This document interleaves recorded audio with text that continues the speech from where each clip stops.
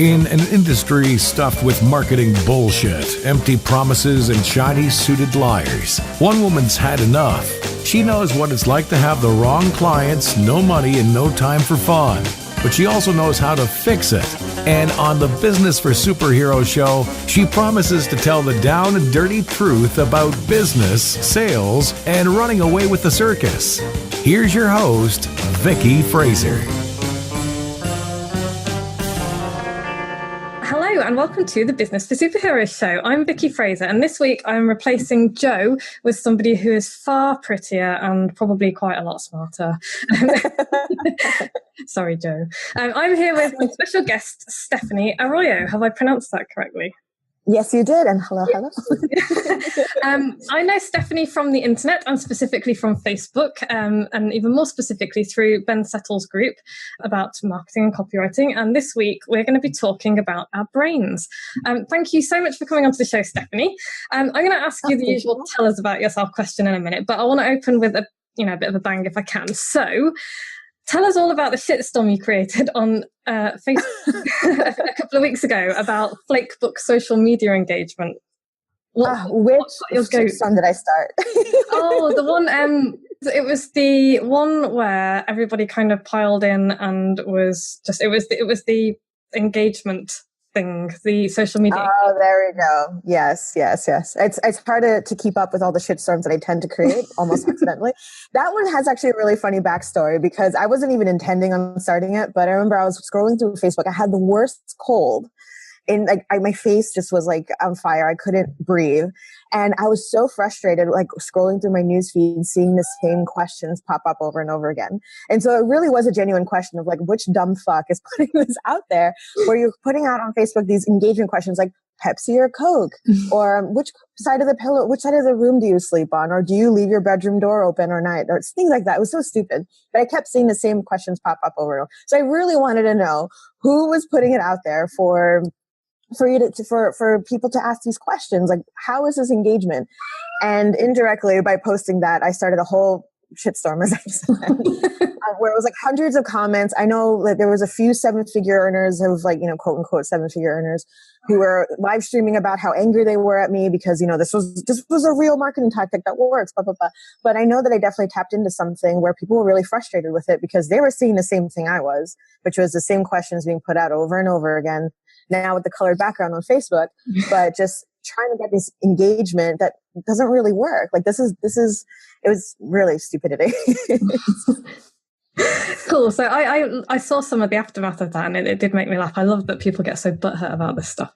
But can you explain? Because I know that there's going to be people listening who are like, well, I don't see the problem with that. What's the problem? Because this stuff does work. What is it? Tell us what is the problem with that kind of crappy engagement exercise. So that particular engagement, it was started by these particular coaches who put out essentially a cheat sheet, right, of copy and paste questions you can post into your Facebook group. And the whole point of it is to get your Facebook following, those who your friends or whoever, to get engaged with you, right? So the question is how are you relying on your marketing scheme? How are you relying on something that can be copied and pasted? That's essentially, it's an opt-in, right? It was something that was disseminated from, countless types of coaches, different, marketers, different service-based entrepreneurs using this.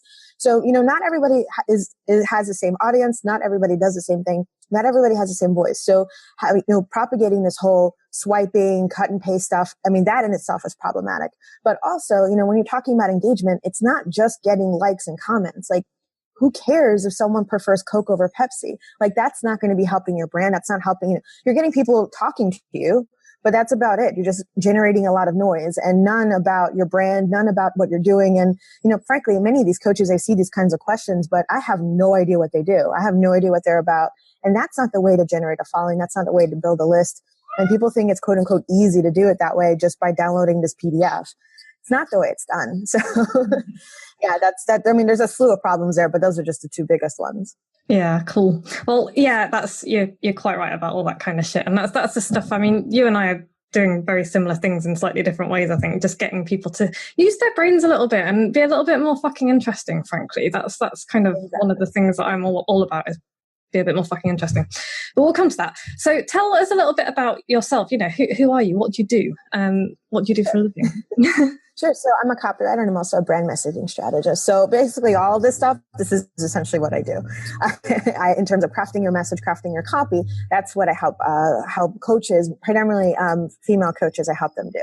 So whether you're a mindset coach or whether you're a business coach, essentially working through, what your message is, who you're actually reaching out to in order to speak to them. So this is all my bag pretty much. Cool. So tell us a little bit about your Facebook group as well, because you've called it Marketing Not Mindset, which I love. And I also read one of your posts in there that a whole bunch of people, or a few people left when you changed the name. And you can tell us about that as well. So I started my Facebook group maybe, I'll say like May of 2015, I want to say, or I'm sorry, 2016. I'm backdating myself a little bit too much, but 2016. And it was basically a think tank really for people to create. And I called it originally Content Catalyst and later Content Queens, and I went through a few changes. But the last name that I changed, which, really I know totally got people's minds kind of going, which is Marketing Not Mindset. And the whole reason is because, as I said, I work predominantly with female coaches. And there's a tendency, especially in the coaching community, to focus on just the mindset portion of it, right? Like writing affirmations, repeating, whether it's manifesting, what have you, depending how woo-woo you are. But and there's nothing wrong with that, And even I said to my friends, and I say to my group people, there's nothing wrong if you teach this stuff, that's fine. But when it comes to actually marketing and promoting yourself and building a brand, you can't just journal about it. It's not just you saying, oh, well, if I just wish really hard, those PayPal dings will come. It's not about that. There's actual tried and true marketing principles, principles, not tactics, of course, that, go into building a business. And it's, even if you do want to stuff a crystal in your bra and do all that stuff, like that's fine. But no, there's way more involved with building a business than just doing that. So I'm trying to gear the coaching community to realize that, real business building involves real marketing principles first. Yeah, I love that you're doing that, because one of my, I rant about that kind of bullshit all the time. It's kind of like, if I just go, I can manifest like gold ingots in my living room. And it's just like, no, dude, you've got to actually do something. So I kind of love that you're doing that. And I can quite imagine how it would have really pissed a bunch of people off as well. When you came out. Oh, they definitely did. I think my group numbers halved, basically, half of the members left. But that's totally fine. I know the half that remained were super galvanized by it, because it really is a problem, especially in the coaching community. But I know that, there's other variations of it where people get stuck on, as you call it, the motivational poop. Yeah, motivational. Yeah, I wrote a email this morning about motivational pants, actually physical pants. We call them knickers pants over here. So anyway, I digress. So bending the jelly brains. I want you to tell us about this MBTI stuff you love, because I am a total skeptic about all manner of things, but I know a really teeny weeny bit about this MBTI stuff, but I would like to know more. So can you tell us a bit about it? Sure. So, as I started my copywriting career, part of where my brand messaging coaching came from was that there's sometimes a kind of a disconnect between someone who's creating a product or has a product and what the people they're looking to target, like their market, right? So often, sometimes they'll create something that seems really, really good, but it's not really meeting their client where they are. So kind of set me off in this whole journey of really understanding what client's mindset, right? Not mindset like, the woo-woo mindset, yeah. But understanding where their client is. And so I remember even one of my clients actually called me the client whisperer, because and this is through, varying things from, my legal background and from, some psychology that I've studied, where, really getting into your client's shoes, right? Really understanding where they are in the moment when they are on your sales page, when they are, when they're debating whether to click to buy, what are they thinking about? So in discovering this, I realized that, there are a lot of applications for personality type in here. And I've always been a huge personality junkie since I was a kid.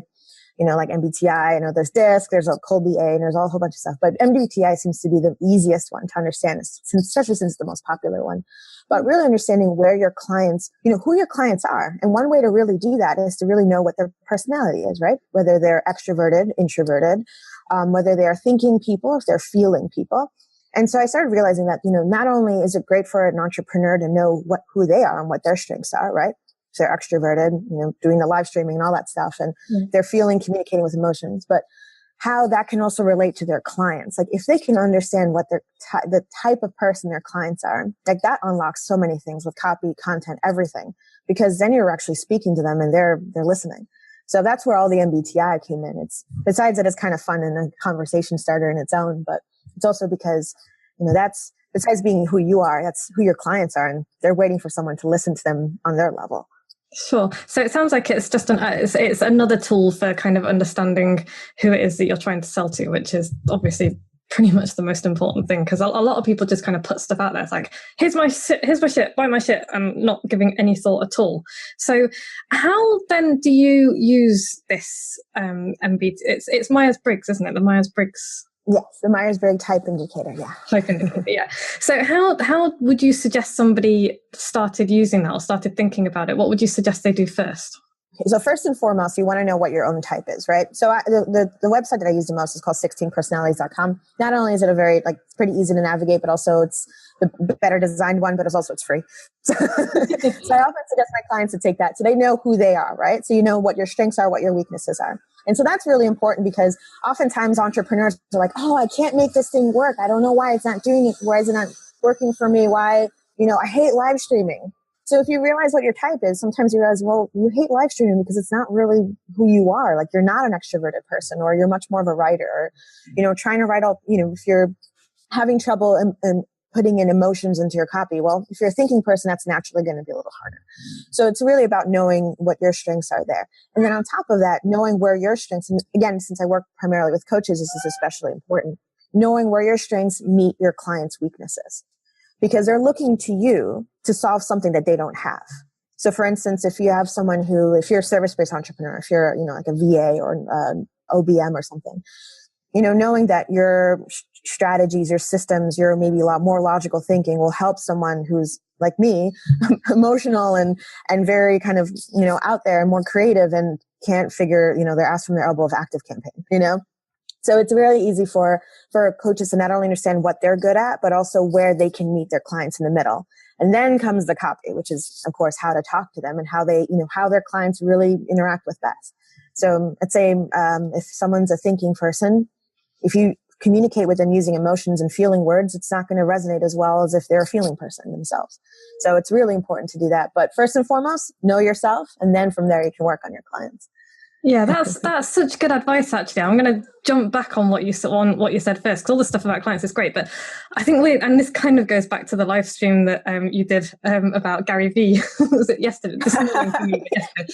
But it's kind of everybody feels this pressure to do specific stuff that other people are doing, and I love the fact that knowing yourself will kind of stop you from going, okay, well, everybody's doing live streams, I've got to do live streams. And it's like, no, you don't have to do live streams. So, yeah, I mean, I just think that's great. And I guess it's really useful for life and personal relationships as well as business relationships.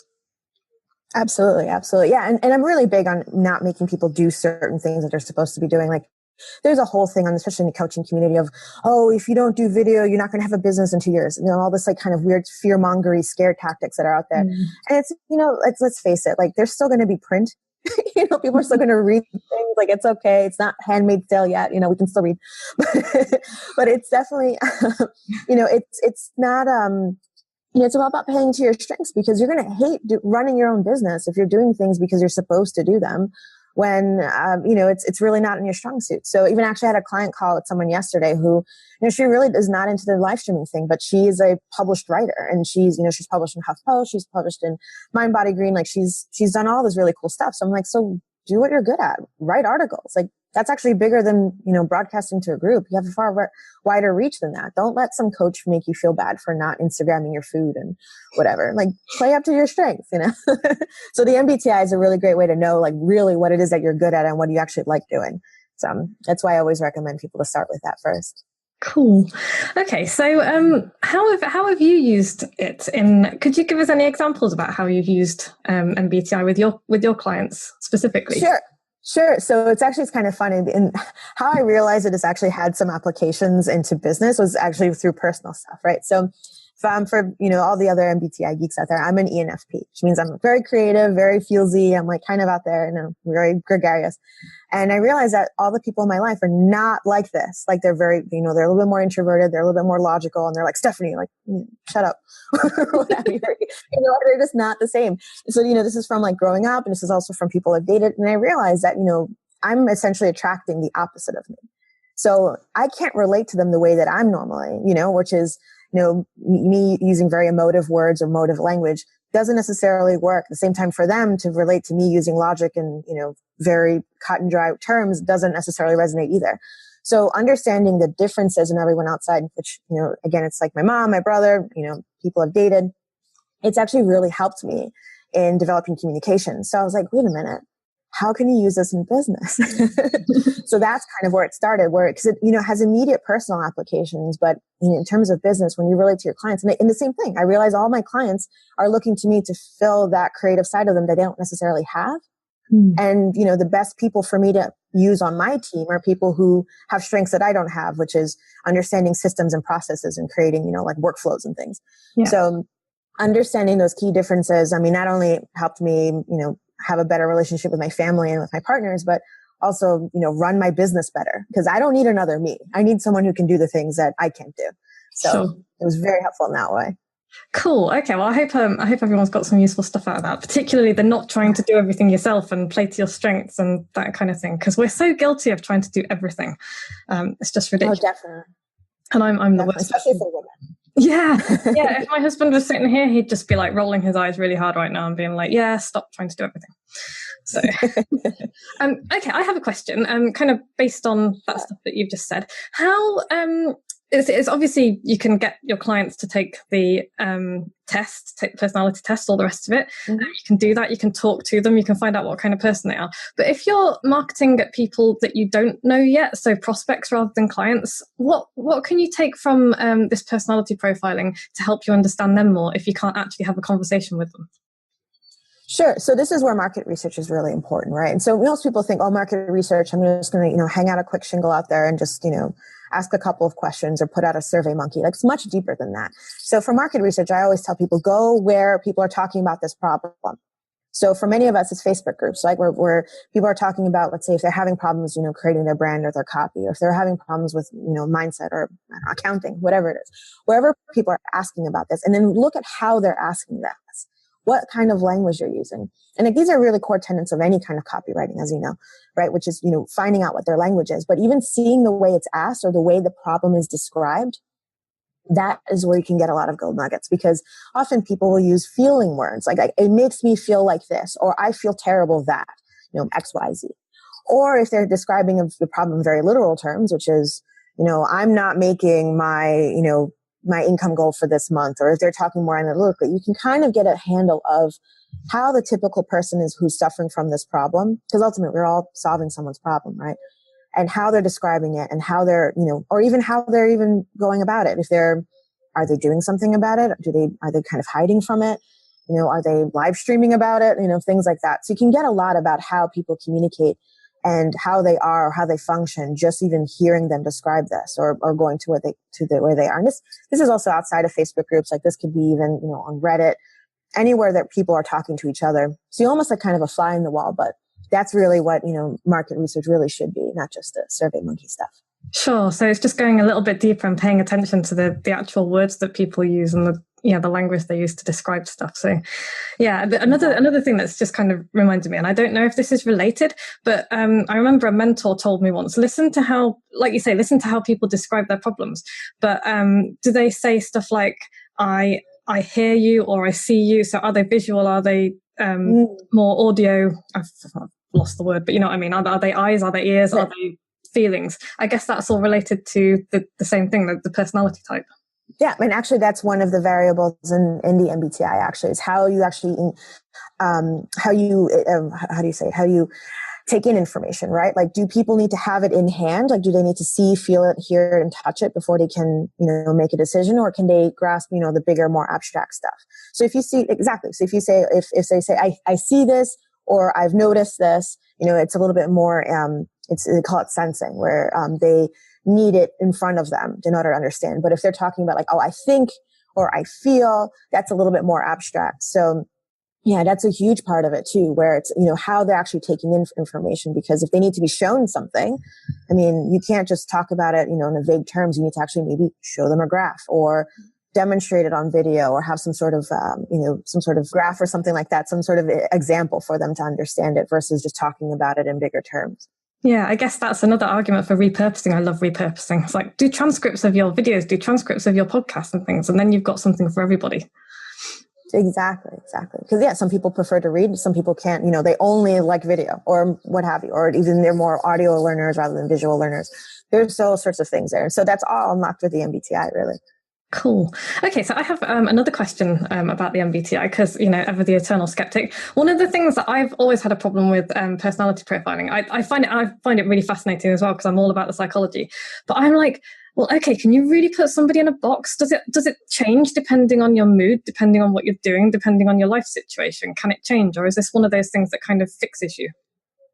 Oh, no, I love this question, actually. And people can change personality types. And people also, and this is actually, I had this with a client of mine, where she would test as one thing, but she knew inherently that she was something else. And there's also kind of, where you kind of have a mistaken idea of yourself. So you're like, oh, well, of course I'm extroverted. When meanwhile, so there's definitely ways to kind of keep yourself in check. And I know one of the biggest ways that people kind of misconstrue it, especially for women, is whether you're introverted or extroverted, or if you're an entrepreneur even, because we do so many, quote unquote, extroverted things, like, doing this podcast, going on live stream, things like that. But there are certain ways in which you can start thinking about it a little bit deeper than the questions even that 16personalities.com has, which is, where am I getting my energy from? Does it come from other people? That's a very extroverted thing. Or is it coming from internally?